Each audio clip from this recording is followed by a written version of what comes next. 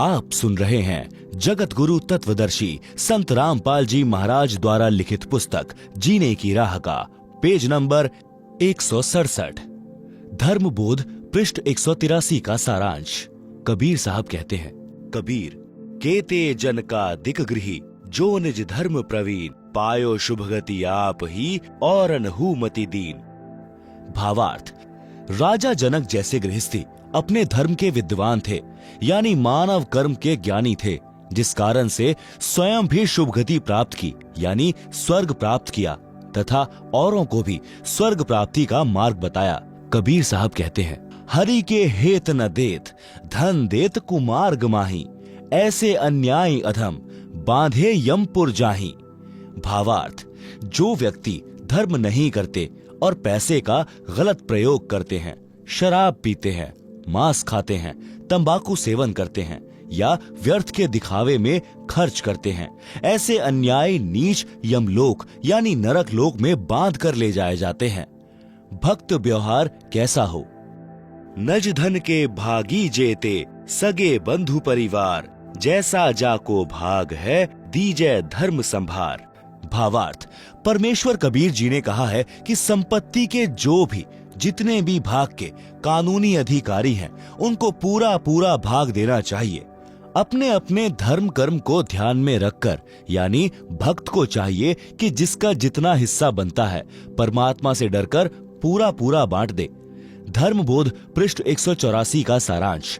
कबीर साहब कहते हैं, खाट पड़े तब झखई नयनन आवे नीर यतन तब कुछ बने नहीं तनु व्याप मृत्यु पीर। भावार्थ, वृद्ध होकर या रोगी होकर जब मानव चारपाई पर पड़ा होता है और आंखों में आंसू बह रहे होते हैं, उस समय कोई बचाव नहीं हो सकता। मृत्यु के समय होने वाली पीड़ा हो रही होती है। कहते हैं कि जो भक्ति नहीं करते उनका अंत समय महा कष्टदायक होता है। उसके प्राण सरलता से नहीं निकलते। उसको इतनी पीड़ा होती है जैसे 1,00,000 बिच्छुओं ने डंक लगा दिया हो। उस समय यम के दूत उसका गला बंद कर देते हैं। व्यक्ति न बोल सकता है, न पूरा श्वास ले पाता है, केवल आंखों से आंसू निकल रहे होते हैं। इसलिए भक्ति तथा शुभ कर्म जो ऊपर बताए हैं, मानव को अवश्य करने चाहिए। कबीर साहब कहते हैं, देखे जब यम दूतन को इत उत जीव लुकाए महाभयंकर भेष लखी भयभीत हो जाए। भावार्थ, यम के दूतों का भयंकर रूप होता है। मृत्यु के समय यमदूत उसी धर्म व भक्तिहीन व्यक्ति को ही दिखाई देते हैं। उनको देखकर भय के मारे वह प्राणी शरीर में ही इधर उधर छुपने की कोशिश करता है। कबीर साहब कहते हैं, भक्ति दान किया नहीं अब रह कास की ओट मार पीट प्राण निकाल ही जम तोड़ेंगे होंठ। भावार्थ, न गुरु किया, न भक्ति और न दान धर्म किया, अब किसकी ओट में बचेगा? यम के दूत मार पीट करके प्राण निकालेंगे और बिना विचारे चोट मारेंगे, यानी बेरहम होकर पीट पीट कर तेरे होठ फोड़ेंगे। होठ फोड़ना बेरहमी से पीटना अर्थात निर्दयता से मारेंगे। आप सुन रहे हैं जगत गुरु तत्वदर्शी संत रामपाल जी महाराज द्वारा लिखित पुस्तक जीने की राह का पेज नंबर 168 धर्मबोध पृष्ठ 185-186 पर सामान्य ज्ञान है। धर्मबोध पृष्ठ 187 का सारांश। कबीर साहब कहते हैं, मान अपमान सम कर जाने तजय जगत की याश चाह रहित संशय रहित हर्ष शोक नहीं तास। भावार्थ, भक्त को चाहे कोई अपमानित करे उस और ध्यान न दे, उसकी बुद्धि पर रहम करें, और जो सम्मान करता है उस पर भी ध्यान न दें, यानी किसी के सम्मानवश होकर अपना धर्म खराब न करें। हानि लाभ को परमात्मा की देन मानकर संतोष करें। कबीर साहब कहते हैं, मार्ग चले अधोगति चार हाथ माही देख पर तरिया पर धन ना चाहे समझ धर्म के लेख। भावार्थ, भक्त मार्ग पर चलते समय नीचे देखकर चलें। भक्त की दृष्टि चलते समय 4 हाथ यानी 6 फुट दूर सामने रहनी चाहिए। धर्म कर्म के ज्ञान का विचार करके पर स्त्री तथा पर धन को देखकर दोष दृष्टि न करें। कबीर साहब कहते हैं, पात्र कुपात्र विचार कर, भिक्षा दान जो लेत, नीच अकर्मी सूम का, दान महा दुख देत। भावार्थ, संत यानी गुरु को अपने शिष्य के अतिरिक्त दान भिक्षा नहीं लेनी चाहिए। कुकर्मी तथा अधर्मी का धन बहुत दुखी करता है। पृष्ठ 188 पर सामान्य ज्ञान है। धर्मबोध पृष्ठ 189 पर कबीर साहब कहते हैं, इंद्रिय तत्व प्रकृति से आत्म जान पार, जाप एक पल नहीं छूटे, टूट न पावे तार। भावार्थ, आत्मा को पांचों तत्वों से भिन्न जाने। शरीर आत्मा नहीं है। निरंतर सतनाम का जाप करें। कबीर साहब कहते हैं, जब जप करी के थक गए, हरि यश गावे संत, कै जिन धर्म पुराण पढ़े, ऐसो धर्म सिद्धांत। भावार्थ, यदि भक्त जाप करते करते थक जाए तो परमात्मा की महिमा की वाणी पढ़ें। यदि याद है तो गाएं या अपने धर्म की पुस्तकों को पढ़ें। यह धार्मिक सिद्धांत है। धर्मबोध पृष्ठ 190 का सारांश। कबीर साहब कहते हैं, ज्ञानी रोगी अर्थार्थी जिज्ञासु ये चार, सो सब ही हरि ध्यावते, ज्ञानी उतरे पार। भावार्थ, परमात्मा की भक्ति चार प्रकार के व्यक्ति करते हैं। पहला, ज्ञानी। ज्ञानी को विश्वास हो जाता है कि मानव जीवन केवल परमात्मा की भक्ति करके जीव का कल्याण कराने के लिए प्राप्त होता है। उनको यह भी समझ होती है कि केवल एक पूर्ण परमात्मा की भक्ति से मोक्ष होगा। अन्य देवी देवताओं की भक्ति से जन्म मरण का कलेश नहीं कटेगा। पूर्ण सद्गुरु से दीक्षा लेकर बात बनेगी। इसलिए ज्ञानी भक्त पार होते हैं। दूसरा, अर्थार्थी, जो धन लाभ के लिए भक्ति करते हैं। तीसरा, आर्थ यानी संकटग्रस्त, केवल अपने संकट का नाश करने के लिए भक्ति करते हैं। चौथा, जिज्ञासु। जिज्ञासु परमात्मा का ज्ञान अधूरा समझते हैं और वक्ता बनकर महिमा की भूख में जीवन नाश कर जाते हैं। यही प्रमाण गीता अध्याय 7 श्लोक 16-17 में भी है। आप सुन रहे हैं जगत गुरु तत्वदर्शी संत रामपाल जी महाराज द्वारा लिखित पुस्तक जीने की राह का पेज नंबर 169, धर्मबोध पृष्ठ 191 का सारांश। कबीर साहब कहते हैं, क्षमा समान न तप, सुख नहीं संतोष समान, तृष्णा समान नहीं व्याधि कोई, धर्म न दया समान। भावार्थ, परमेश्वर कबीर जी ने कहा है कि क्षमा करना बहुत बड़ा तप है।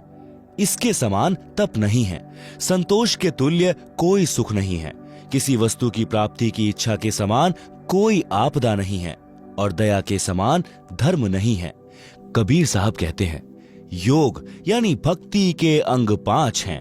संयम मनन एकांत, विषय त्याग नाम रटन, होए मोक्ष निश्चिंत। भावार्थ, भक्ति के 4 आवश्यक पहलू हैं। संयम यानी प्रत्येक कार्य में संयम बरतना चाहिए।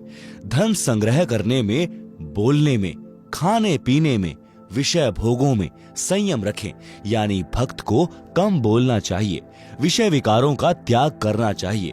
परमात्मा का भजन तथा परमात्मा की वाणी प्रवचनों का मनन करना अनिवार्य है। ऐसे साधना तथा मर्यादा पालन करने से मोक्ष निश्चित प्राप्त होता है। पूर्ण परमात्मा भक्त की आयु भी बढ़ा देता है। ऋग्वेद मंडल 10 सूक्त 161 मंत्र 2 में कहा है कि पूर्ण प्रभु अपने भक्त का रोग समाप्त कर देता है। यदि रोगी की आयु शेष नहीं, वह मृत्यु देवता के पास जाने वाला हो, तो भी परमात्मा उसको स्वस्थ करके 100 वर्ष यानी 100 वर्ष तक जीवन दे देता है। उसकी आयु वृद्धि कर देता है। पढ़ें कबीर सागर के अध्याय गरुड़ बोध से प्रमाण। अध्याय गरुड़ बोध का सारांश। कबीर सागर में 11वां अध्याय गरुड़ बोध पृष्ठ 65-625 पर है। परमेश्वर कबीर जी ने धर्मदास जी को बताया कि मैंने विष्णु जी के वाहन पक्षी राज गरुड़ जी को उपदेश दिया। उसको सृष्टि रचना सुनाई। अमर लोक की कथा सत्य पुरुष की महिमा सुनकर गरुड़ देव अचंभित हुआ। अपने कानों पर विश्वास नहीं कर रहे थे। मन मन में विचार कर रहे थे कि मैं आज यह क्या सुन रहा हूँ। मैं कोई स्वप्न तो नहीं देख रहा हूँ। आप सुन रहे हैं जगत गुरु तत्वदर्शी संत रामपाल जी महाराज द्वारा लिखित पुस्तक जीने की राह का पेज नंबर 170। मैं किसी अन्य देश में तो नहीं चला गया हूँ। जो देश और परमात्मा मैंने सुना है वह जैसे मेरे सामने चलचित्र रूप में चल रहा है। जब गरुड़ देव इन ख्यालों में खोए थे तब मैंने कहा, हे पक्षीराज, क्या मेरी बातों को झूठ माना है? चुप हो गए हो। प्रश्न करो, यदि कोई शंका है तो समाधान कराओ। यदि आपको मेरी वाणी से दुख हुआ है तो क्षमा करो। मेरे इन वचनों को सुनकर खगेश की आंखें भर आई और बोले कि हे देव, आप कौन हैं? आपका उद्देश्य क्या है? इतनी कड़वी सच्चाई बताई है जो हजम नहीं हो पा रही है, जो आपने अमर लोक में अमर परमेश्वर बताया है। यदि यह सत्य है तो हमें धोखे में रखा गया है। यदि यह बात असत्य है तो आप निंदा के पात्र हैं, अपराधी हैं। यदि सत्य है तो गरुड़ आपका दास खास है। परमेश्वर कबीर जी ने धर्मदास जी को बताया कि मैंने कहा, हे गरुड़ देव, जो शंका आपको हुई है यह स्वाभाविक है, परंतु आपने संयम से काम लिया है। यह आपकी महानता है। परंतु मैं जो आपको अमर पुरुष तथा सत्य लोक की जानकारी दे रहा हूँ वह परम सत्य है। मेरा नाम कबीर है। मैं उसी अमर लोक का निवासी हूँ। आपको काल ब्रह्म ने भ्रमित कर रखा है। यह ज्ञान ब्रह्मा, विष्णु तथा शिव जी को भी नहीं है। आप विचार करो गरुड़ जी, जीव का जन्म होता है, आनंद से रहने लगता है, परिवार विस्तार होता है, उसके पालन पोषण में सांसारिक परंपराओं का निर्वाह करते करते वृद्ध हो जाता है। जिस परिवार को देख देख कर अपने को धन्य मानता है, उसी परिवार को त्याग कर संसार छोड़कर मजबूरन जाना पड़ता है। स्वयं भी रो रहा है, अंतिम श्वास गिन रहा है, परिवार भी दुखी है। यह क्या रीति है? क्या यह उचित है? गरुड़ देव बोले, हे कबीर देव, यह तो संसार का विधान है। जन्मा है तो मरना भी है। परमेश्वर जी ने कहा कि क्या कोई मरना चाहता है? क्या कोई वृद्धावस्था पसंद करता है? गरुड़ देव का उत्तर, नहीं। परमेश्वर कबीर जी ने कहा कि यदि ऐसा हो कि न वृद्ध अवस्था हो न मृत्यु तो कैसा लगे? गरुड़ देव जी ने कहा कि कहना ही क्या, ऐसा हो जाए तो आनंद हो जाए। परंतु यह तो ख्वाबी ख्याल यानी स्वप्न विचार जैसा है। हे धर्मदास, मैंने कहा कि वेदों तथा पुराणों को आप क्या मानते हो, सत्य या असत्य? गरुड़ देव जी ने कहा, परम सत्य। देवी पुराण के 3 स्कंद में स्वयं विष्णु जी ने कहा कि हे माता, तुम शुद्ध स्वरूपा हो। यह सारा संसार तुमसे ही उद्भाषित हो रहा है। मैं ब्रह्मा तथा शंकर आपकी कृपा से विद्यमान है। हमारा तो आविर्भाव यानी जन्म तथा तिरोभाव यानी मृत्यु हुआ करता है। परमेश्वर कबीर जी के मुख कमल से ऐसे पुख्ता प्रमाण यानी सटीक प्रमाण सुनकर गरुड़ देव चरणों में गिर गए, अपने भाग्य को सराहा और कहा कि जो देव सृष्टि की रचना ब्रह्मा, विष्णु, महेश तथा दुर्गा देव तथा निरंजन तक की उत्पत्ति जानता है, वह ही रचनहार परमेश्वर है। आज तक किसी ने ऐसा ज्ञान नहीं बताया। यदि किसी जीव को पता होता, चाहे वह ऋषि महर्षि भी है, तो अवश्य कथा करता। मैंने बड़े बड़े मंडलेश्वरों के प्रवचन सुने हैं, किसी के पास यह ज्ञान नहीं है। इनको वेदों तथा गीता का भी ज्ञान नहीं है। आप स्वयं को छुपाए हुए हो। मैंने आपको पहचान लिया है। कृपा करके मुझे शरण में ले लो परमेश्वर। आप सुन रहे हैं जगत गुरु तत्वदर्शी संत रामपाल जी महाराज द्वारा लिखित पुस्तक जीने की राह का पेज नंबर 171। परमेश्वर कबीर जी ने गरुड़ से कहा कि आप पहले अपने स्वामी श्री विष्णु जी से आज्ञा ले लो कि मैं अपना कल्याण कराना चाहता हूँ। एक महान संत मुझे मिले हैं, मैंने उनका ज्ञान सुना है। यदि आज्ञा हो तो मैं अपना कल्याण करा लूं। मैं आपका दास नौकर हूं, आप मालिक हैं। हमें सब समय इकट्ठा रहना है। यदि मैं छिपकर दीक्षा ले लूंगा तो आपको दुख होगा। गरुड़ ने ऐसा ही किया, विष्णु जी से सब बात बताई। श्री विष्णु जी ने कहा, मैं आपको मना नहीं करता, आप स्वतंत्र हैं। आपने अच्छा किया, सत्य बता दिया, मुझे कोई ऐतराज नहीं है। हे धर्मदास, मैंने गरुड़ को प्रथम मंत्र दीक्षा 5 नाम यानी कमलों को खोलने वाले प्रत्येक देव की साधना के नाम की दी।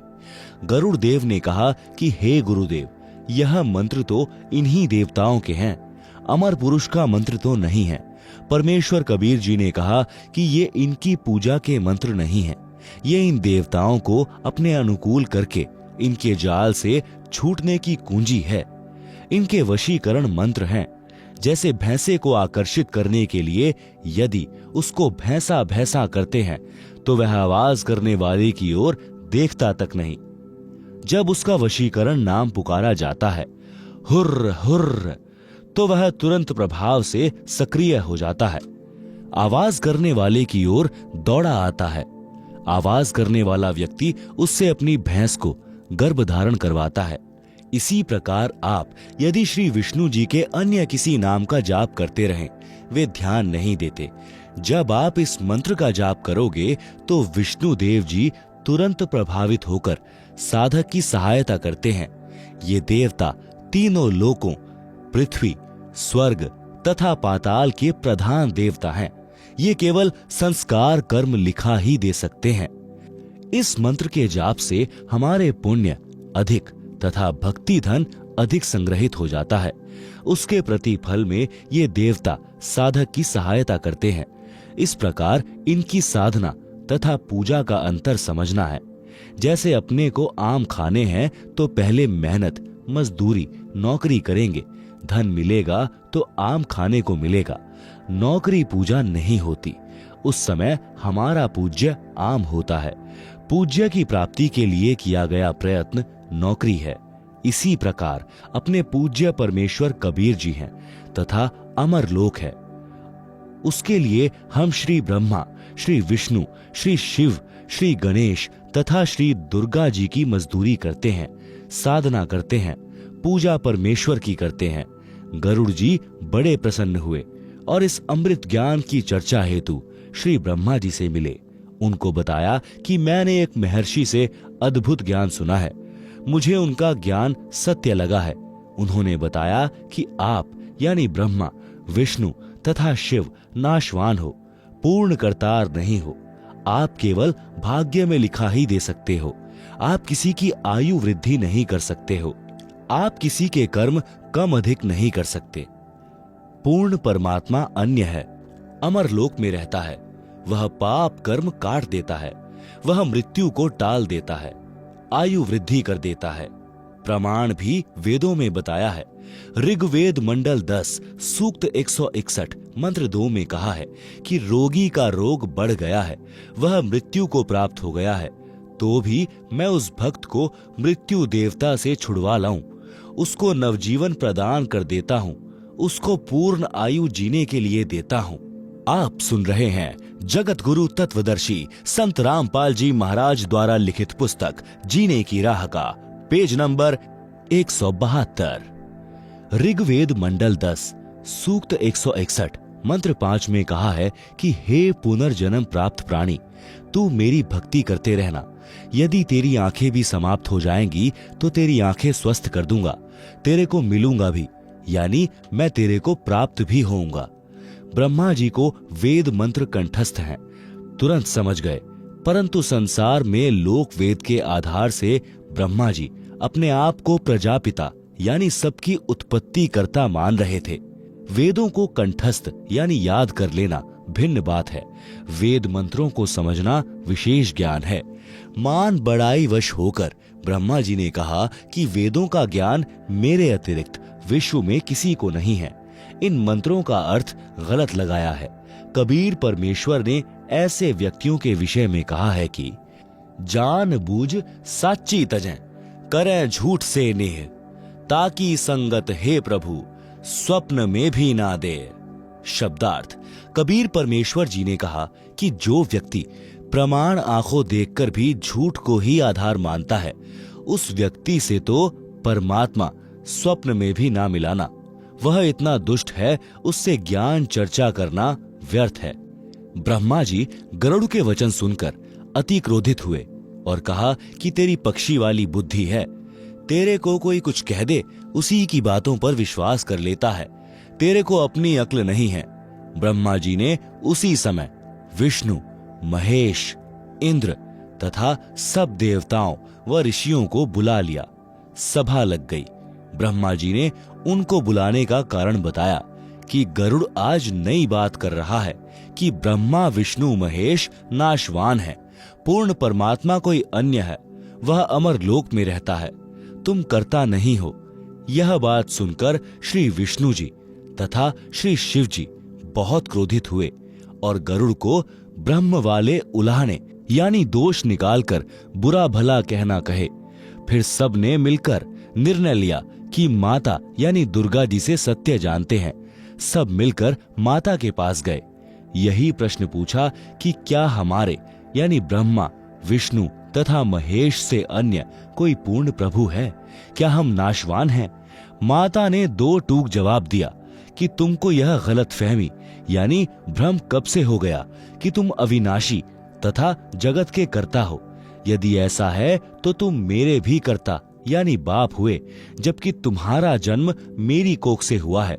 वास्तव में परमेश्वर अन्य है, वही अविनाशी है, वही सबका कर्ता है। यह बात सुनकर सभा भंग हो गई, सब चले गए। परंतु ब्रह्मा विष्णु शिवजी के गले में यह सत्य नहीं उतर पा रहा था। उन्होंने गरुड़ को बुलाया। गरुड़ ने आकर प्रणाम किया, आदेश पाकर बैठ गया। आप सुन रहे हैं जगत गुरु तत्वदर्शी संत रामपाल जी महाराज द्वारा लिखित पुस्तक जीने की राह का पेज नंबर 173। तीनों देवताओं ने कहा, हे पक्षीराज, आपको कैसे विश्वास हो कि हम जगत के कर्ता हैं? आप जो चाहो परीक्षा करो। गरुड़ जी उठकर उड़कर मेरे पास यानी कबीर जी के पास आए तथा सब वृतांत बताया। तब मैंने कहा कि बंग देश यानी वर्तमान में बांग्लादेश में एक ब्राह्मण का 12 वर्षीय बालक है। उसकी आयु समाप्त होने वाली है, वह कुछ दिन का मेहमान है। मैंने उस बालक को शरण में लेने के लिए ब्रह्मा विष्णु शिव की स्थिति बताई, जो गरुड़ तेरे को बताई है। उस बालक ने बहुत विवाद किया और मेरे ज्ञान को नहीं माना। तब मैंने उस बालक से कहा कि तेरी आयु 3 दिन शेष है। यदि तेरे ब्रह्मा विष्णु शिव समर्थ हैं तो अपनी रक्षा कराओ। मैं इतना कहकर अंतर्ध्यान हो गया। बालक बेचैन है, उस बालक को लेकर देवताओं के पास जाओ, उनसे कुछ बनना नहीं है। फिर आप मेरे से ध्यान से बातें करना, मैं तेरे को आगे क्या करना है वह बताऊंगा। गरुड़ जी उस बालक को लेकर ब्रह्मा विष्णु शिव के पास गए। गरुड़ ने बालक को समझाया कि आप उन देवताओं से कहना कि हम आपके भक्त हैं। मेरे दादा परदादा पिता और मैंने सदा आपकी पूजा की है। मेरे जीवन के 2 दिन शेष हैं। मेरी आयु भी क्या है, कृपा मेरी आयु वृद्धि कर दें। बच्चे ने यही विनय की तो तीनों ने कोशिश की, परंतु व्यर्थ। फिर विचार किया कि धर्मराज यानी न्यायाधीश के पास चलते हैं। सबका हिसाब यानी अकाउंट उसी के पास है, उससे वृद्धि करा देते हैं। यह विचार करके सब के सब धर्मराज के पास गए। उनसे तीनों देवताओं ने कहा कि पहले तो यह बताओ कि इस ब्राह्मण बच्चे की कितनी आयु है। धर्मराज ने डायरी यानी रजिस्टर देखकर बताया कि कल इसकी मृत्यु हो जाएगी। तीनों देवताओं ने कहा कि आप इस बच्चे की आयु वृद्धि कर दो। धर्मराज ने कहा यह असंभव है। तीनों ने कहा कि हम आपके पास बार बार नहीं आते, आज इज्जत बेइज्जती का प्रश्न है, हमारे आए हुओं की इज्जत तो रख लो। धर्मराज ने कहा कि एक पल भी न बढ़ाई जा सकती है न घटाई जा सकती है। यदि आप अपनी आयु इसको दे दो तो वृद्धि कर सकता हूँ। यह सुनते ही सबकी हवा निकल गई। उस समय कहने लगे कि यह तो परमेश्वर ही कर सकता है। वहां से तुरंत चल पड़े और गरुड़ से कहा कि कोई और समर्थ शक्ति है तो तुम इसकी आयु बढ़वा कर दिखा दो। गरुड़ ने कबीर जी से ध्यान द्वारा यानी टेलीफोन से संपर्क किया। परमेश्वर कबीर जी ने ध्यान द्वारा बताया कि आप इसके लिए मानसरोवर से जल ले आओ, वहां एक श्रवण नाम का भक्त मिलेगा, उसको मैंने सब समझा दिया है, आप अमृत ले आओ। गरुड़ जी ने जैसी आज्ञा हुई वैसा ही किया। अमृत लाकर उस बच्चे को पिला दिया। उस बालक के पास मैं गया। गरुड़ ने उसे सब समझा दिया कि अमृत तो बहाना है, ये स्वयं परमेश्वर हैं, इन्होंने जल मंत्रित करके दिया था। बालक तुम दीक्षा ले लो, इस अमृत से तो 10 दिन जीवित रहोगे। बालक ने मेरे से दीक्षा ली। जब बालक 15 दिन तक नहीं मरा तो गरुड़ ने तीनों ब्रह्मा, विष्णु तथा शिव जी को बताया कि वह बालक जीवित है। मेरे गुरु जी से दीक्षा ले ली है।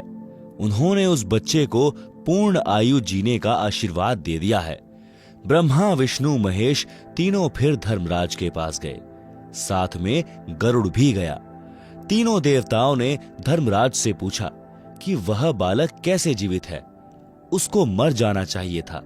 धर्मराज ने उसका खाता देखा तो उसकी आयु लंबी लिखी थी। धर्मराज ने कहा कि यह ऊपर से ही होता है, यह तो कभी कभी होता है, उस परमेश्वर की लीला को कौन जान सकता है। तीनों देवताओं को आश्चर्य हुआ, परंतु मान बढ़ाई के कारण प्रत्यक्ष देखकर भी सत्य को माना नहीं, अपना अहम भाव नहीं त्यागा। गरुड़ को विश्वास अटल हो गया। कबीर साहब कहते हैं, राज तजना सहज है, सहज त्रिया का नेह, मान बढ़ाई ईर्ष्या, दुर्लभ तजना ये है। आप सुन रहे हैं जगत गुरु तत्वदर्शी संत रामपाल जी महाराज द्वारा लिखित पुस्तक जीने की राह का पेज नंबर 174। शब्दार्थ। अध्यात्म ज्ञान के अभाव के कारण मानव को कुछ असाध्य बुराई घेर लेती है, जैसे मान बढ़ाई, ईर्ष्या। मान बढ़ाई का अर्थ है पद या धन के अहंकार के कारण सम्मानित व्यक्ति। ये दोनों यानी सम्मान के कारण बड़प्पन यानी मान बढ़ाई तथा ईर्ष्या ऐसी बुराई है, इनके अभिमान में अंधा होकर इन्हें नहीं छोड़ता। राज त्याग सकता है, स्त्री को त्याग सकता है, परंतु इन दोनों को त्यागना कठिन है। इस गरुड़ बोध के अंत में वासुकी नाग कन्या वाला प्रकरण गलत तरीके से लिखा है। इसमें गरुड़ को गुरु पद का चित्रार्थ कर रखा है। वह ऐसा नहीं है। जो भी किया परमेश्वर कबीर जी ने किया है। अब पढ़ें कुछ अमृतवाणी गरुड़ बोध से। धर्मदास वचन। धर्मदास बीनती करे, सुनहु जगत आधार, गरुड़ बोध भेद सब, अब कहो तत्व विचार। शब्दार्थ। धर्मदास जी ने परमेश्वर कबीर जी से गरुड़ देव जी के बारे में ज्ञान जानने की इच्छा से निवेदन किया कि हे संसार के धारण करने वाले परमात्मा, मुझे गरुड़ देव पक्षी के विषय में यथार्थ ज्ञान बताने की कृपा करें। सतगुरु वचन, कबीर वचन। प्रथम गरुड़ सो भेंट जब भयऊं, सत साहब मैं बोल सुनाऊं, धर्मदास सुनो कहू बुझाई, जेहि विधि गरुड़ को समझाई। शब्दार्थ। कबीर परमेश्वर जी ने धर्मदास जी को बताया कि जब मैं प्रथम बार गरुड़ से मिला तो मैंने सत साहेब बोला, हे धर्मदास सुनो, जिस प्रकार गरुड़ को समझाया वही विधि बताता हूं। गरुड़ वचन। सुना बचन सत साहब जब ही, गरुड़ प्रणाम किया तब ही, शीश निवाय तिन पूछा चाहिए, हो तुम कौन कहां से आए। आप सुन रहे हैं जगत गुरु तत्वदर्शी संत रामपाल जी महाराज द्वारा लिखित पुस्तक जीने की राह का पेज नंबर 175। शब्दार्थ। जब गरुड़ पक्षी ने सत साहेब वचन सुना, उसी समय प्रणाम किया, सिर झुकाकर मुझसे पूछा कि आप कौन हो, कहां से आए हो। ज्ञानी कबीर वचन। कहा कबीर है नाम हमारा, तत्व ज्ञान देने आए संसारा, सत्य पुरुष है कुल का दाता, हम वाका सब भेद बताता, सत्य लोक से हम चली आए, जीव छुड़ावन जग में प्रकटाए। शब्दार्थ। कबीर ने कहा कि मैंने गरुड़ को बताया कि मेरा नाम कबीर है। संपूर्ण विश्व को तत्व ज्ञान यानी यथार्थ अध्यात्म ज्ञान प्रदान करने आया हूं। मैं सत्यलोक यानी सनातन परम धाम से चलकर आया हूं। काल जाल से जीवों को छुड़वाने के लिए जग में प्रकट हुआ हूं। सत्य पुरुष कुल का मालिक है, सबका पोषण करने वाला है, सबका दाता है। मैं उसका संपूर्ण भेद बता दूं। गरुड़ वचन। सुनत बचन अचंभो माना, सत्य पुरुष है कौन भगवाना, प्रत्यक्ष देव श्री विष्णु कहावे, 10 अवतार धरी धरी जावे। शब्दार्थ। कबीर जी ने बताया कि गरुड़ ने सत्य साहिब सुना तो आश्चर्य किया और पूछा कि यह कौन परमात्मा है। अध्यात्म ज्ञान से स्पष्ट है कि श्री विष्णु परमात्मा है, वही 10 अवतार धारण करके पृथ्वी पर आता है। ज्ञानी कबीर वचन। तब हम कहिया सुनो गरुड़ सुजाना, परम पुरुष है पुरुष पुराना। वह कबहू ना मरता भाई, वह गर्भ से देह धरता नाई। कोटि मरे विष्णु भगवाना, क्या गरुड़ तुम नहीं जाना। जाका ज्ञान वेद बतलावे, वेद ज्ञान कोई समझ ना पावे। जिसने कीन्हा सकल विस्तारा, ब्रह्मा विष्णु महादेव का सिरजनहारा। जुनी संकट वह नहीं आवे, वह तो साहिब अक्षय कहावे। शब्दार्थ। कबीर जी ने कहा है कि हे सज्जन गरुड़, सुनो, यह सत्य पुरुष यानी परम पुरुष आदि परमात्मा है, यानी सदा का भगवान है। वह कभी नहीं मरता तथा न गर्भ से जन्म लेता। हे गरुड़, क्या आपको पता नहीं कि करोड़ों विष्णु मर चुके हैं। जिस परम अक्षर पुरुष का ज्ञान वेदों में बताया है, उस वेद के ज्ञान को ठीक से कोई समझ नहीं सका। जिसने सर्व ब्रह्मांडों का विस्तार किया है, जिसने ब्रह्मा विष्णु तथा शिव की उत्पत्ति की है, वह परमात्मा 84 लाख योनियों के संकट में नहीं आता। वह तो अविनाशी कहा जाता है। गरुड़ वचन। राम रूप धरि विष्णु आया, जिन लंका का मारा राया। पूर्ण ब्रह्म है विष्णु अविनाशी, है बंदी छोड़ सब सुख राशि। 33 कोटि देवतन की बंद छुड़ाई, पूर्ण प्रभु है राम राई। आप सुन रहे हैं जगत गुरु तत्वदर्शी संत रामपाल जी महाराज द्वारा लिखित पुस्तक जीने की राह का पेज नंबर 176। शब्दार्थ। गरुड़ ने कहा कि विष्णु जी ने राम का अवतार धारण करके श्रीलंका के राजा रावण को मारा था। श्री विष्णु जी अविनाशी पूर्ण ब्रह्म हैं। 33 करोड़ देवताओं को राजा रावण की कैद से छुड़वाया। वह सब सुखों की खान बंदी छोड़ है। श्री राम राजा पूर्ण परमात्मा है। ज्ञानी कबीर वचन। तुम गरुड़ कैसे कहो अविनाशी, सत्य पुरुष बिन कटे न काल की फांसी। जा दिन लंक में करी चढ़ाई, नाग फांस में बंधे रघुराई। सेना सहित राम बंधाई, तब तुम नाग जा मारे भाई। तब तेरे विष्णु बंधन से छूटे, याकू पूजे भाग जाके फूटे। कबीर ऐसी माया अटपटी, सब घट आन अड़ी। किस किस को समझाऊं, कुएं भांग पड़ी। शब्दार्थ। कबीर जी ने कहा कि हे गरुड़ देव, आप श्री विष्णु जी को कैसे अविनाशी कहते हो। सत्य पुरुष के बिना काल की फांस यानी कर्म बंधन समाप्त नहीं हो सकता। हे गरुड़, याद कर, जिस समय श्री रामचंद्र जी ने श्रीलंका पर आक्रमण किया था, युद्ध के दौरान श्री राम तथा उसकी सब सेना नाग फांस में बंधी थी। तुमने श्री राम तथा सर्व सेना को नाग फांस काट कर मुक्त करवाया था। तब तेरे विष्णु बंधन से छूटे थे। श्री राम व सेना के लिए तो आप बंदी छोड़ हुए। जो श्री विष्णु को इष्ट रूप में पूजता है, उसका भाग्य फूटा है, यानी खराब किस्मत वाला है। कबीर जी ने दुखी मन से कहा कि काल ब्रह्म ने अपने माया जाल से सर्व प्राणियों का घट यानी हृदय अज्ञान से भरा है। किस किस को समझाऊं। यह तो ऐसी समस्या है जैसे किसी ने कुएं के जल में 1 क्विंटल भांग कूट पीस कर मिलाई हो। जो भी व्यक्ति उस कुएं के जल को पिएगा, उसको भी नशा हो जाएगा। जितने भी व्यक्ति उस भांग को पीकर नशे में होते हैं, उन सबकी एक जैसी लड़खड़ाकर चाल, तुतलाई बोली होती है। यही दशा काल ब्रह्म के द्वारा भ्रमित प्राणियों की है। वे सब यही कहते हैं कि श्री विष्णु तथा श्री शिव, श्री ब्रह्मा अविनाशी प्रभु हैं, सबके उत्पत्ति, स्थिति तथा संहार करता है। इन तीनों से अन्य कोई परमात्मा ही नहीं है। गरुड़ वचन। ज्ञानी गरुड़ है दास तुम्हारा, तुम बिन नहीं जीव निस्तारा। इतना कह गरुड़ चरण लिपटाया, शरण लेवो अविगत राया। कबहु ना छोड़ूं तुम्हारा शरणा, तुम साहब हो तारण तरना। पत्थर बुद्धि पर पड़े हैं ज्ञानी, हो तुम पूर्ण ब्रह्म लिया हम जानी। शब्दार्थ, गरुड़ जी ने कबीर जी से कहा है कि हे विद्वान कबीर जी, मैं गरुड़ आपका गुलाम हूँ। आपके बिना जीव का कल्याण संभव नहीं है। कबीर जी ने धर्मदास जी को बताया कि इतनी बात कहकर गरुड़ मेरे चरणों से लिपट गया और बोला, हे परमेश्वर, मुझे शरण में ले लो। मैं कभी आपकी शरण नहीं छोड़ूंगा। आप वास्तव तरण तारण यानी पूर्ण मोक्ष करने वाले हो। हे ज्ञानी कबीर जी, हम जीवों की बुद्धि पर अज्ञान के पत्थर पड़े हैं।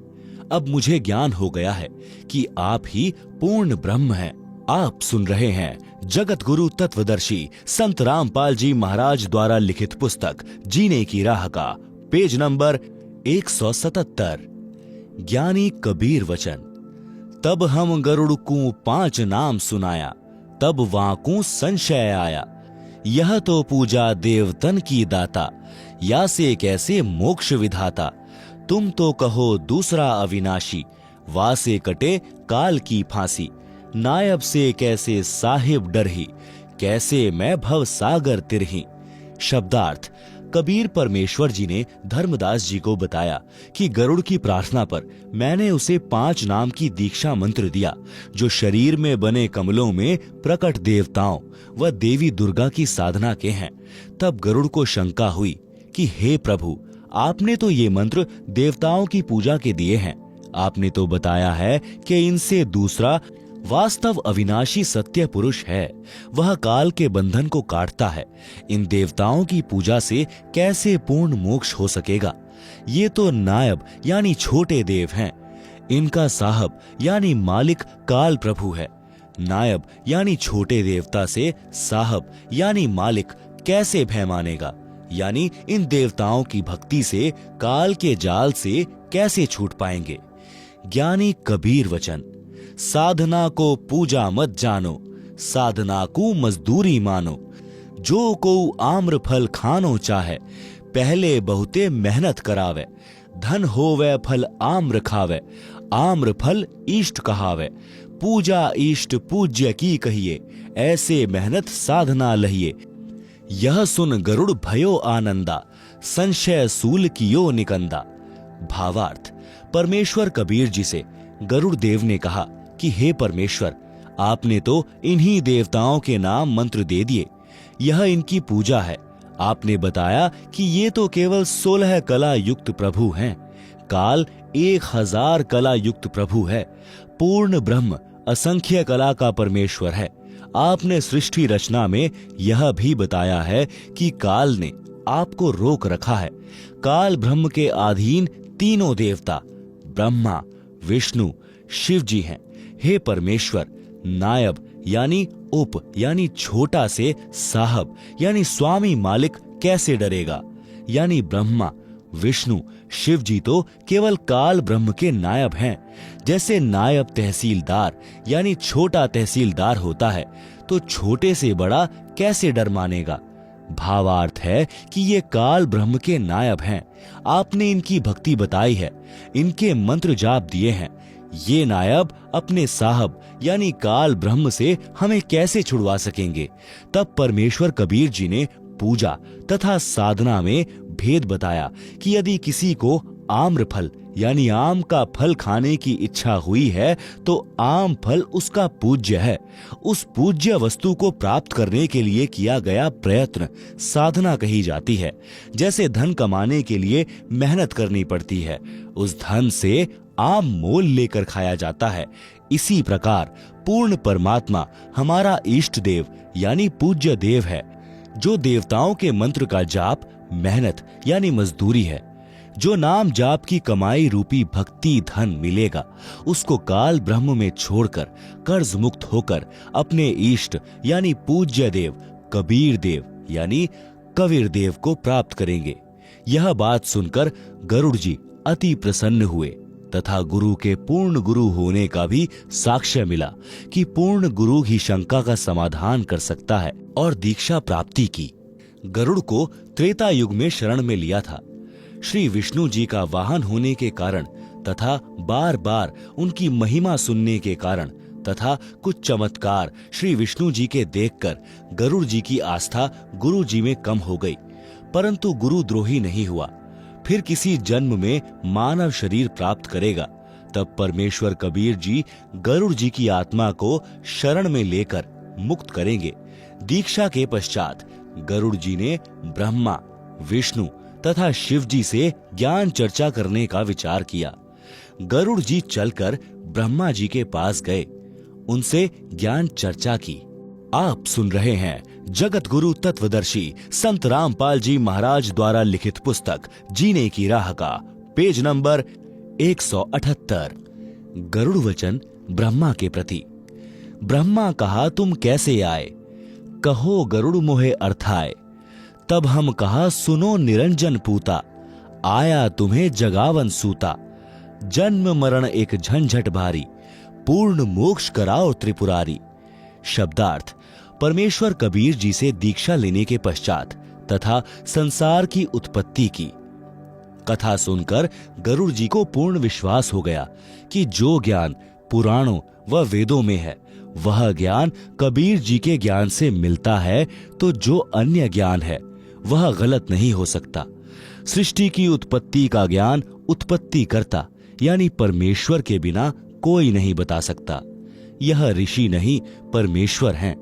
यह विचार करके गरुड़ जी श्री ब्रह्मा जी के लोक में गए, क्योंकि ब्रह्मा जी को वेदों का ज्ञाता माना जाता है।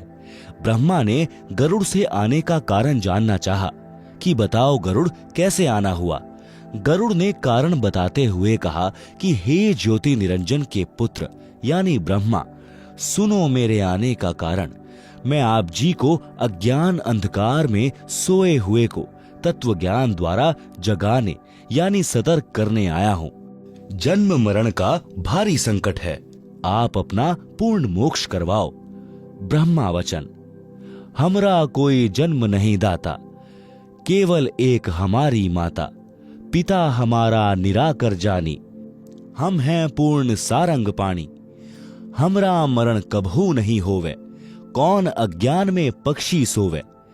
तब ही ब्रह्मा विमान मंगावा, विष्णु ब्रह्मा को तुरंत बुलावा। गए विमान दोनों पासा, पल में आन विराजे पासा। इंद्र कुबेर वरुण बुलाए, 33 करोड़ देवता आए।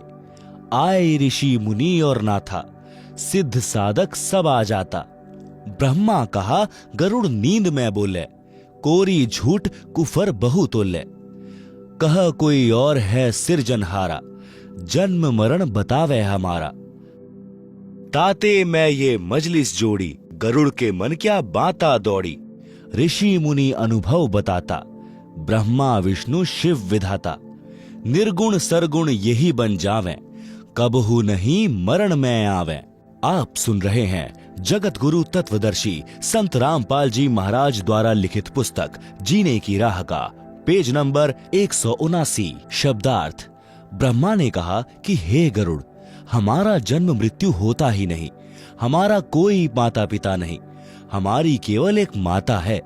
हमारा पिता निराकार है, हम पूर्ण परमात्मा हैं, यानी सारंग माने धनुष, पानी माने हाथ, हाथ में धनुष रखने वाले को काल लोक के प्राणी परमात्मा कहते हैं। हे पक्षी गरुड़, तू अज्ञान निद्रा में सोया है। सुन, हमारा जन्म मरण कभी नहीं होता। उसी समय ब्रह्मा ने विमान मंगवाकर चालक से कहा कि विष्णु और शिव को ले आओ। विमान दोनों को क्षण में लेकर आ गया। इसके साथ साथ 33 करोड़ देवता तथा देवताओं के राजा इंद्र तथा धन के देवता कुबेर, जल के देवता वरुण भी बुलाए। 88,000 ऋषिजन, 9 नाथ, 84 सिद्ध, सबको बुलाया गया। पूरी सभा लग गई। ब्रह्मा ने कहा कि गरुड़ ऐसी बातें कर रहा है जैसे कोई नींद में बड़बड़ाता है। सब झूठ कह रहा है कि तुम ब्रह्मा, विष्णु तथा शिव का जन्म मृत्यु होता है। तुमसे अन्य कोई सृष्टि की रचना करने वाला परमात्मा है। इसलिए हमने यह सभा बुलाई है कि गरुड़ के मन में ये कैसी बातें आ रही हैं। ब्रह्मा जी कहते रहे थे कि सब ऋषि व मुनि यानी साधक अपना अनुभव बताते हैं कि ब्रह्मा, विष्णु तथा शिव जगत के उत्पत्तिकर्ता परमात्मा हैं।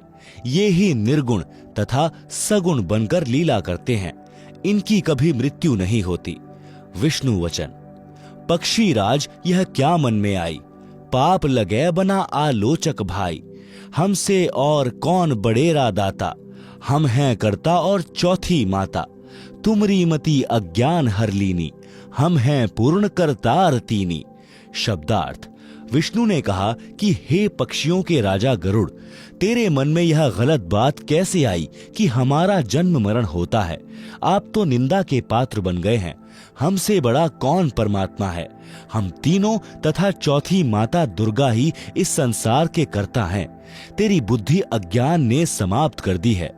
हमसे कोई अन्य सृष्टि का उत्पत्ति करता बता रहा है। हम तीनों पूर्ण करतार यानी पूर्ण परमात्मा हैं, सृष्टि के उत्पत्ति करता हैं। महादेव वचन। कह महादेव पक्षी है भोला, हृदय ज्ञान इन नहीं तोला। ब्रह्मा बनावे विष्णु पाले, हम सबका का करते काले। और बता गरुड़ अज्ञानी, ऋषि बतावे तुम नहीं मानी। चलो माता से पूछे बाता, निर्णय करो कौन है विधाता। सबने कहा सही है बानी, निर्णय करेगी माता रानी। सब उठ गए माता पासा, आपन समस्या करी प्रकाशा। आप सुन रहे हैं जगत गुरु तत्वदर्शी संत रामपाल जी महाराज द्वारा लिखित पुस्तक जीने की राह का पेज नंबर 180। शब्दार्थ। महादेव यानी शिवजी ने कहा कि यह पक्षी भोला है। इसने अपने ज्ञान की जांच किए बिना ही बोल रहा है। ब्रह्मा जीव की उत्पत्ति करता है, विष्णु पालन करता है, मैं संहार करता हूँ। हे अज्ञानी गरुड़, तू बता अन्य कौन समर्थ प्रभु है। श्री शिवजी ने उपस्थित सभा से कहा कि चलो माता दुर्गा जी से जानते हैं कि पूर्ण परमात्मा कौन है, निर्णय करके बताएं। शिवजी की राय का सबने अनुमोदन किया। कहा कि आपकी बातें सही हैं, माता रानी निर्णय करेंगी। सभा में उपस्थित सब उठकर माता देवी जी के पास गए और अपनी समस्या बताई। माता वचन। कहा माता गरुड़ बताओ, और करता है कौन समझाओ। शब्दार्थ। माता देवी ने गरुड़ से ही प्रश्न किया कि तुम ही बताओ, संसार का विधाता यानी उत्पत्ति करने वाला इनसे भिन्न कौन है। गरुड़ वचन। मात तुम जानत हो सारी, सच बता कहे न्याकारी। सभा में झूठी बात बनावे, वाका वंश समूला जावे। मैं सुना और आंखों देखा, करता अविगत अलग विशेषा। जहां से जन्म हुआ तुम्हारा, वह है सबका सर्जनहारा। वेद जाका नित गुण गावे, केवल वही एक अमर बतावे। मर हैं ब्रह्मा विष्णु नरेशा, मर हैं सब शंकर शेषा। अमर पुरुष सतपुरु रहता, अपने मुख सत्य ज्ञान वह कहता। वेद कहें वह पृथ्वी पर आवे, भूले जीवन को ज्ञान बतलावे। क्या ये झूठे शास्त्र सारे, तुम व्यर्थ बन बैठे सिरजनहारे। मान बड़ाई छोड़ो भाई, ताकि भक्ति करे अमरापुर जाई। माता कहना साची बाता, बताओ देवी है कौन विधाता। शब्दार्थ। गरुड़ ने कहा, हे माता, आपको सब ज्ञान है। न्यायाधीश को चाहिए कि वह सत्य बात कहे। जो न्यायकर्ता सभा में झूठी बात करता है तो यह परमात्मा का विधान है कि उसका वंश नष्ट होता है। गरुड़ ने आगे कहा कि हे माता, जिस परमेश्वर ने आपकी भी उत्पत्ति की है, वह सबका उत्पत्ति करता है। मैंने आंखों देखा और तत्वदर्शी से सुना है। वह कर्ता दिव्य अविगत विशेष है। वह भिन्न है, यानी अविगत का अर्थ है जिसका भेद गुप्त हो। वेदों में उसी की महिमा अधिक कही है। वेदों में बताया है कि केवल वही एक अविनाशी बताया है। ब्रह्मा, विष्णु तथा शिव की मृत्यु होगी। अविनाशी परमात्मा तो सतलोक यानी ऋतधामा में रहता है। वही पृथ्वी पर प्रकट होकर यथार्थ आध्यात्मिक ज्ञान अपने मुख से बोली वाणी में बताता है। अज्ञान के कारण सत्य भक्ति मार्ग से भटके अच्छे साधकों को सत्य मार्ग का ज्ञान कराता है। यह सब वेदों में प्रमाण है। क्या ये सब शास्त्र झूठे हैं? हे तीनों देवताओं, आप फोकट सिरजनहार बने बैठे हो। हे भाई, ब्रह्मा, विष्णु, शिव, मान बड़ाई त्याग कर अपने जीव का कल्याण करवाओ। उस पूर्ण परमात्मा की भक्ति करो। गरुड़ ने माता की ओर अभिमुख होकर प्रार्थना की कि हे माता, सत्य बताओ, कौन है संसार का उत्पत्ति करता? आप सुन रहे हैं जगत गुरु तत्वदर्शी संत रामपाल जी महाराज द्वारा लिखित पुस्तक जीने की राह का पेज नंबर 181। माता दुर्गा वचन। माता कह सुनो रे पूता, तुम जोगी तीनों अवधूता।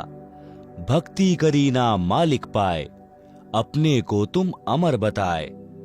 वह करता है सबसे न्यारा, हम तुम सबका सिरजनहारा। गरुड़ कहत है सच्ची बानी, ऐसे बचन कहा माता रानी। सब उठ गए अपने अस्थाना, साच बचन काहू नहीं माना। शब्दार्थ। माता देवी दुर्गा ने ब्रह्मा, विष्णु, शिव से कहा कि हे पुत्रों, सुनो, तुम तीनों स्वयं साधक हो, सत्य भक्ति की नहीं, अपने को अमर बता रहे हो, क्योंकि तुम्हें परमात्मा मिला ही नहीं। वह सृष्टि का उत्पत्ति करता तो सबसे भिन्न है। उसी ने तुम्हारे और हमारे जीवों की आत्मा की उत्पत्ति की है। माता ने जब यह बात कही तो सभा के सब सदस्य व ब्रह्मा, विष्णु, महेश उठकर अपने अपने स्थानों पर चले गए, परंतु माता की बात को भी सत्य नहीं माना। गरुड़ वचन। ब्रह्मा विष्णु मोहे बुलाया, महादेव भी वहां बैठ पाया। तीनों कहे कोई दो प्रमाणा, तब हम तोहे साचा जाना। मैं कहा गूंगा गुड़ खावे, दूजे को स्वाद क्या बतलावे। मैं जात हूं सतगुरु पासा, ला प्रमाण करूं भ्रम विनाशा। त्रिदेव कहें लो परीक्षा हमारी, पूर्ण करें तेरी आशा सारी। हम ही मारे हम ही बचावें, हम रहत सदा निर्दावें। गरुड़ कहा हम करें परीक्षा, तुम पूर्ण तो लूं तुम्हारी दीक्षा। उड़ा वहां से गुरु पासे आया, सब वृतांत कह सुनाया। शब्दार्थ। गरुड़ जी को श्री ब्रह्मा जी, श्री विष्णु जी तथा श्री शिव जी ने अपने पास श्री विष्णु लोक में बुलाया और कहा कि हे गरुड़, तुम कोई प्रमाण दो कि हमसे ऊपर कोई समर्थ शक्ति है, कोई अनुभव बताओ, तब हम आपकी बात को सत्य मानेंगे। गरुड़ जी ने उत्तर दिया कि जैसे गूंगा व्यक्ति गुड़ खाकर अन्य को उसका स्वाद नहीं बता सकता, वह उसका आनंद स्वयं ही महसूस करता है, प्रसन्न चित्त दिखाई देता है। इसी प्रकार मैं अपने अनुभव को आपसे साझा नहीं कर सकता। मैंने सद्गुरु से सत्य आध्यात्मिक ज्ञान सुना है तथा पूर्ण परमात्मा को आंखों देखा है। आपको तो सद्गुरु ही परमात्मा के दर्शन करवा सकते हैं। मैं अपने सद्गुरु जी के पास जाता हूँ, आपको विश्वास करवाने के लिए कोई प्रमाण लाऊंगा जिससे आपकी शंका का समाधान हो सके। तीनों देवता बोले कि तू हमारी परीक्षा करके देख, हम तेरी सब मनोकामना पूर्ण कर देंगे। हम ही उत्पन्न करते हैं, हम ही पालन करते हैं, हम ही मारते हैं, हम ही मृत्यु से बचाते हैं। हम तीनों पूर्ण स्वतंत्र हैं, हम जो चाहें वही कर सकते हैं। गरुड़ जी ने कहा कि मैं आपकी परीक्षा लूंगा, यदि आप पूर्ण परमात्मा साबित हुए तो मैं आपका शिष्य बनूंगा। गरुड़ वहां से उड़कर सद्गुरु कबीर जी के पास आया। कबीर जी उस समय जोगजीत नाम से प्रकट थे। जोगजीत जी यानी कबीर जी को सब वृतांत बताया। आप सुन रहे हैं जगत गुरु तत्वदर्शी संत रामपाल जी महाराज द्वारा लिखित पुस्तक जीने की राह का पेज नंबर 182। सतगुरु कबीर वचन। गरुड़ सुनो बंग देश को जाओ, बालक मरेगा कहो उसे बचाओ। 3 दिन की आयु शेषा, करो जीवित ब्रह्मा विष्णु महेशा। फिर हम पास आना भाई, हम बालक को देवें जिवाई। बंग देश में गरुड़ गयो, बालक लिया साथ। त्रिदेवा से अर्ज करी, जीवन दे बालक करो सुनाथ। शब्दार्थ। कबीर जी ने कहा कि हे गरुड़, आप बंग देश यानी वर्तमान में बांग्लादेश में जाओ। वहां एक बालक की 3 दिन की आयु शेष है, उसकी मृत्यु होगी। उस बालक को लेकर ब्रह्मा, विष्णु, महेश के पास ले जाना। उनसे कहना कि इस बालक को जीवित करो। उनसे जीवित नहीं होगा, फिर मेरे पास बालक को ले आना, मैं जीवित कर दूंगा।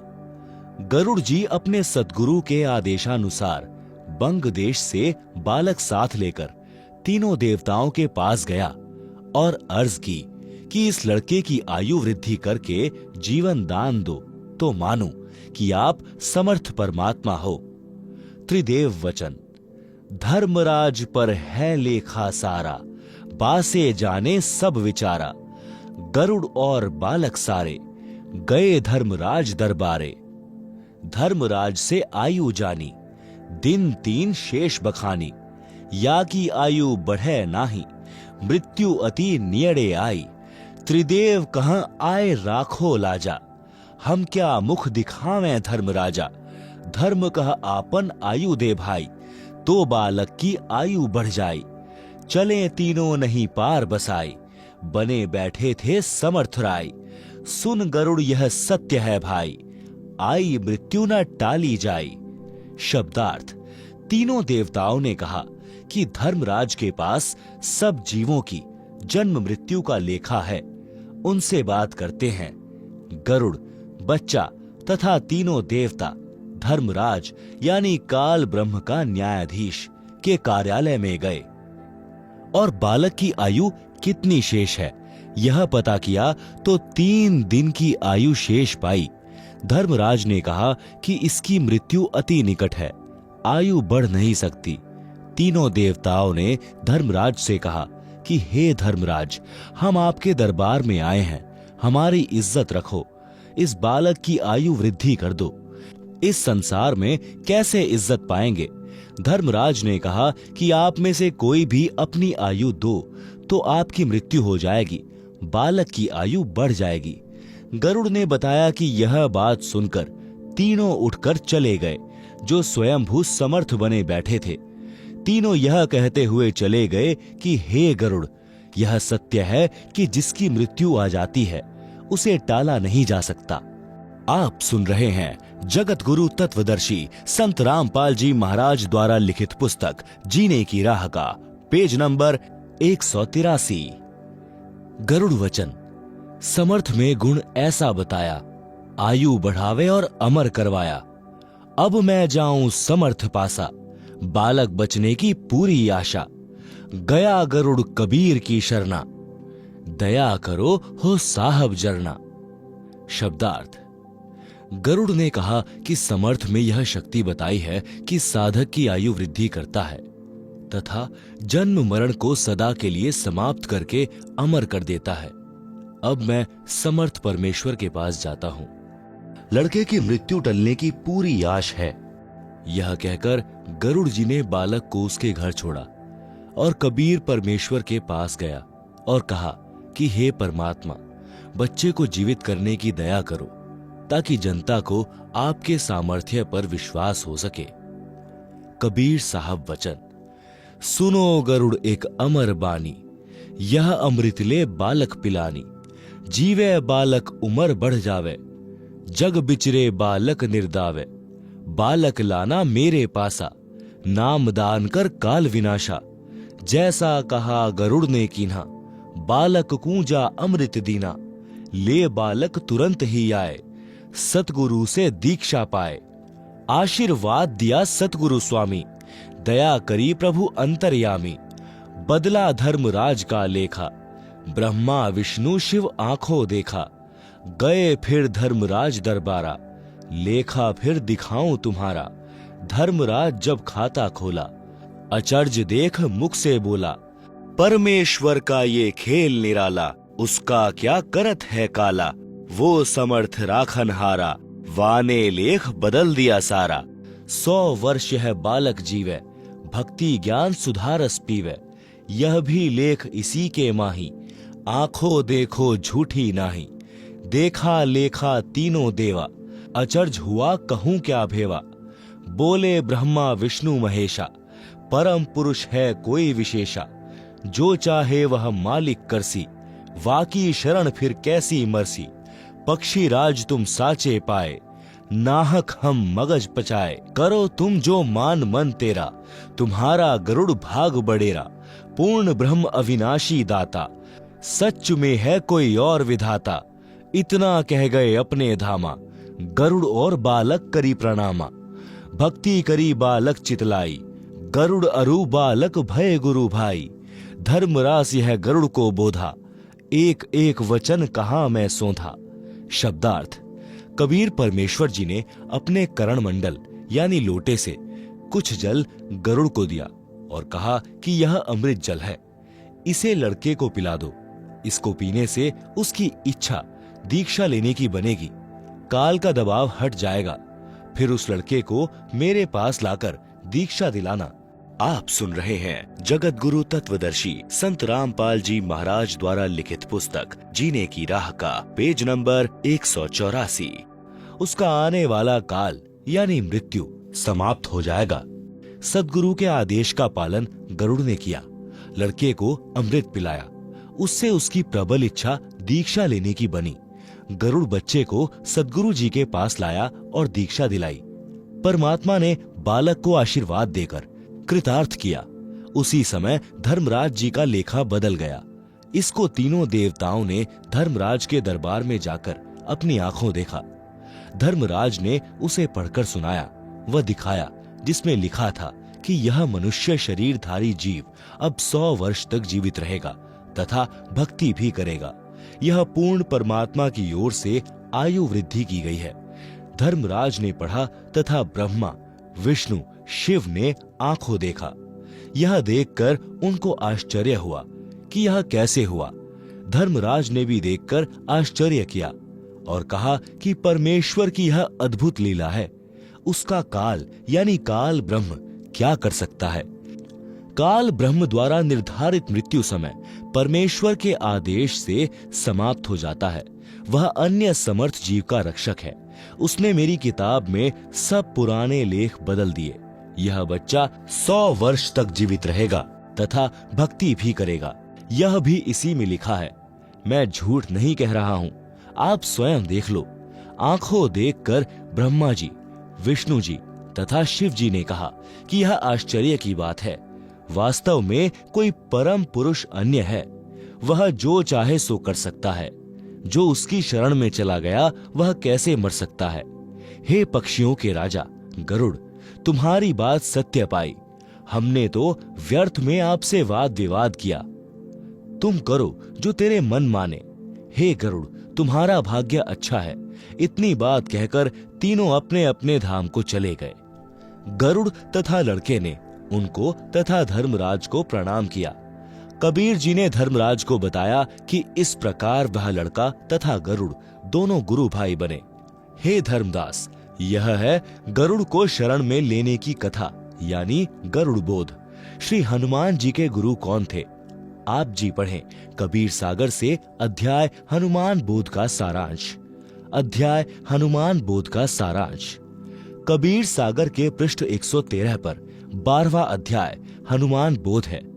कबीर सागर के इस अध्याय में पवन सुत हनुमान जी को शरण में लेने का प्रकरण है। धर्मदास जी ने प्रश्न किया कि हे परमेश्वर, कबीर बंदी छोड़ जी, क्या आप अच्छी आत्मा पवन पुत्र हनुमान जी को भी मिले हो? उत्तर, परमेश्वर कबीर जी का हाँ। प्रश्न धर्मदास जी का, हे प्रभु, क्या उन्होंने भी आपके ज्ञान को स्वीकारा? वे तो मेरे की तरह श्री राम उर्फ विष्णु जी में अटूट श्रद्धा रखते थे। उनको आपकी शरण में लेना तो सूर्य पश्चिम से उदय करने के समान है।